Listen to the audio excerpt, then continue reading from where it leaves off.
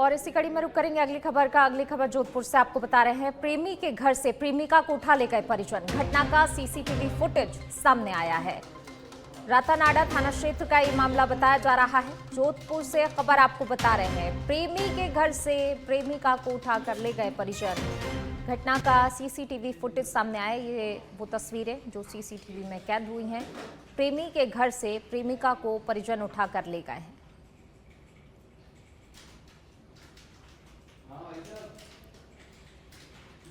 तो रातानाडा थाना क्षेत्र का ये पूरा मामला आपको बता रहे हैं। प्रेमी के घर से प्रेमिका को उसके परिजन ले गए हैं। देखिए, बड़ी संख्या में यहाँ पर जो है परिजन पहुंचे हुए थे, युवती के घर वाले पहुंचे हुए थे और उसे उठाकर ले गए हैं।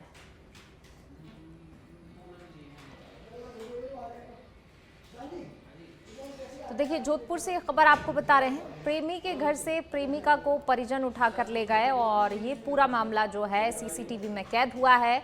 रातानाडा थाना क्षेत्र का ये मामला आपको बता रहे हैं,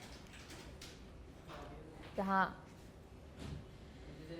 प्रेमी के घर से प्रेमिका को उठाकर ले गए।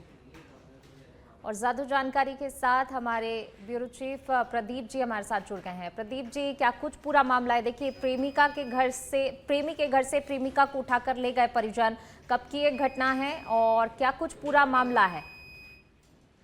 जी पूनम जी, जोधपुर शहर के रातानाडा थाना क्षेत्र इलाके की घटना है, जहां पर ये जो सीसीटीवी फुटेज जो आया है उसमें एक प्रेमिका एक प्रेमी के साथ में उसके घर पर थी, जहां पर परिजनों को जो सूचना मिली उसके बाद में परिवार के कुछ सदस्य वहां पर पहुंचे और जबरदस्ती उस बच्ची को दोनों हाथों में उठाकर घसीटते हुए गाड़ी में बिठाते हुए नजर आ रहे हैं। जिस तरह से सीसीटीवी फुटेज आया है उसमें साफ तौर पर नजर आ रहा है कि उनके परिजनों द्वारा किस तरह से बच्ची को उठाकर गाड़ी में डाला गया। प्रथम दृष्टया जो जानकारी आई है, अभी तक रातानाडा थाना एसएचओ है जिन पर किसी भी तरह की कोई भी शिकायत उनको नहीं दी गई है जिस पर कोई दर्ज की जाए और प्रथम जांच प्रारंभ की जाए। देखा जाए तो जिस तरह से अमूमन इस तरह के घटनाक्रम होते हैं उसमें परिवार जो लड़की के परिवार के लोग हैं वो अमूमन इस तरह की घटना को अंजाम देते हैं, लेकिन जिस तरह से बच्ची को घसीटा गया है और घसीट कर गाड़ी में डाला गया, 8 से 10 लोग हैं जिसमें बच्ची है काफी छूटने का भागने का प्रयास कर रही है।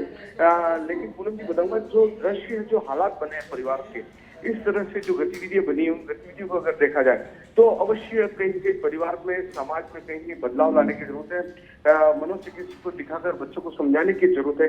इस तरह की घटनाक्रम दोबारा पुनरावृत्ति नहीं हो, एक समझाने की बेहद आवश्यकता है। जी पूनम जी, शुक्रिया आपका इस तमाम जानकारी को साझा करने के लिए प्रदीप जी।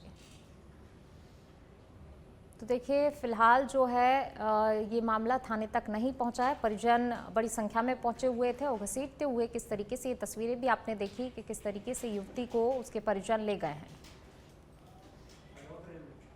चलिए बढ़ेंगे आगे, बात अब डीडवाना की करेंगे, जहां डीडवाना के लाडनू में रेलवे फाटक पर जल भराव की समस्या भी लाइलाज होती नजर आ रही है। डॉक्टर SR गुहराय स्टेडियम के पास रेलवे फाटक के सामने हल्की सी बारिश में ही पानी इकट्ठा हो जाने से लोग परेशान हो गए हैं। वहीं दूसरी तरफ उस पानी को खाली करने के लिए जाने वाले सफाई कर्मियों और रेलवे के GRP के मध्य भी आपसी अनबन की बात सामने आ रही है। तो डीडवाना के लांडनू की ये तस्वीरें किस तरीके से, देखिए आपकी हल्की बारिश हुई है, अभी ज़रा सी ही बारिश हुई है और ये हालात हैं। तो यहाँ पर जो बड़े बड़े दावे प्रशासन की तरफ से किए जाते हैं, एक तो उनकी पोल खुलती नजर आ रही है, दूसरा अगर देखें तो लोगों को किस तरीके से परेशान होना पड़ रहा है, उन तस्वीरों के माध्यम से आप साफ तौर पर देख सकते हैं कि लोग जो हैं काफ़ी ज़्यादा परेशान होते नजर आ रहे हैं।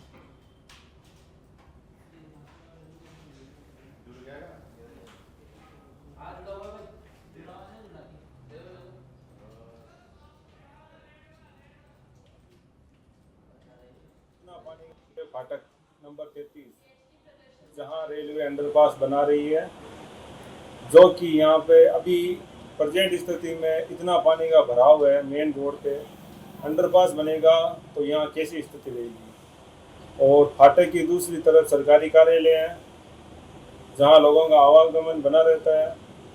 अगर ऐसी स्थिति रहेगी तो लोगों का आना जाना कैसे होगा। हम ये चाह रहे हैं कि ये अंडरपास फाटक नंबर 33 की बजाय स्काउट कुटीर के पास बनाया जाए, जिससे लोगों को तकलीफ ना हो अभी ये यहाँ की स्थिति कैसी है आप सबको पता है कि यहाँ कितना पानी भरा है। फाटक नंबर 33 जहाँ रेलवे अंडरपास बना रही है। चलिए बढ़ेंगे आगे, रुक करेंगे अगली खबर का। जयपुर के शाहपुरा से खबर आपको बता रहे हैं। रोडवेज बस चालक पर छात्रों ने दुर्व्यवहार का आरोप लगाया है। देर रात परीक्षा देकर वापस लौट रहे छात्रों के साथ घटना हुई है।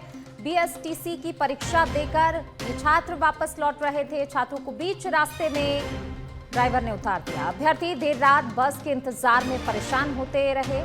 परीक्षार्थियों ने देर रात विधायक मनीष यादव को इसकी सूचना दी। विधायक ने रोडवेज के अधिकारियों से बातचीत कर परीक्षार्थियों को बस में बैठाया। तो देखिए छात्रों के साथ ये दुर्व्यवहार किया गया है।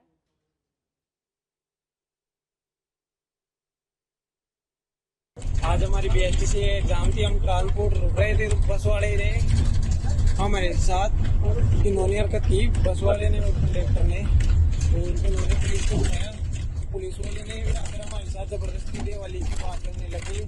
तो सुबह शाम 6 बजे से रुक रहे थे वहाँ। शाम 6 बजे 11:30 बजे अब हमारे को बस मिली है, जो भी मनीष यादव साहब विधानसभा। शिक्षा मंत्री मदन दिलावर ने कांग्रेस के प्रदेश अध्यक्ष गोविंद सिंह डोटासरा पर करारा हमला बोला है। उन्होंने कहा कि कांग्रेस नेता गोविंद डोटासरा पूरी तरह संयम और शिष्टाचार की सीमाएं लांघ चुके हैं और इसे तार तार कर रहे हैं। शिक्षा मंत्री ने कहा कि डोटासरा बेतुका बेसिर पैर का प्रलोभ कर रहे हैं। ये उनकी बौखलाहट और उनकी भाषा में घमंड भरा हुआ है। लेकिन राज्य के प्रदेश अध्यक्ष गोविंद सिंह डोटासरा जी अनर्गल प्रलाप कर रहे हैं, क्योंकि उनकी भाषा में घमंड भरा हुआ है, बौखलाहट भरी हुई है और लोकतंत्र की मर्यादा को ये स्वयं तार तार कर रहे हैं। और वो कह रहे हैं कि राजस्थान में किसकी चलती किसकी नहीं चलती, इस प्रकार का प्रचार कर रहे हैं, इस प्रकार की बात कर रहे हैं। लेकिन राजस्थान सरकार जो भजन लाल जी शर्मा की सरकार है, इसमें राजस्थान की जनता की चलती है और राजस्थान की जनता के विकास के लिए काम करते हैं। राजस्थान की जनता के हर व्यक्ति के चेहरे पर मुस्कान हो, इसलिए भारतीय जनता पार्टी के मुख्यमंत्री भजन लाल जी शर्मा काम कर रहे हैं। और इसलिए बौखलाहट है, लोगों की बौखलाहट है और एक तरह से लग रहा है इसे मानसिक दिवालियापन हो गया हो। मैं भगवान से प्रार्थना करता हूं कि इनका मानसिक संतुलन ठीक करें। राजस्थान प्रदेश की सारी जनता जानती है कि माननीय मुख्यमंत्री जी हर घर को जल उपलब्ध कराने के लिए।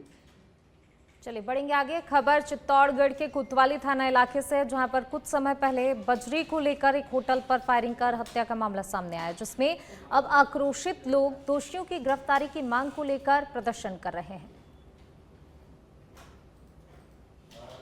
तो चित्तौड़गढ़ से खबर, दोषियों की गिरफ्तारी की मांग को लेकर ये लोग इकट्ठा हुए हैं।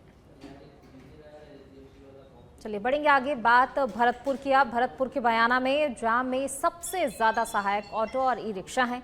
बयाना में ऑटो स्टैंड न होने के कारण इधर उधर हर चौक चौराहे पर ऑटो चालक मनमानी रूप से ऑटो खड़ी कर सवारी को चढ़ाते और उतारते हैं। इसके अलावा शहर के सभी सड़कों के दोनों ओर दुकानदार अपनी दुकान सजाते हैं। तो वहीं इसके आगे 2 लाइन तक ठेका चालक स्थायी ठेले लगाते हुए नजर आते हैं।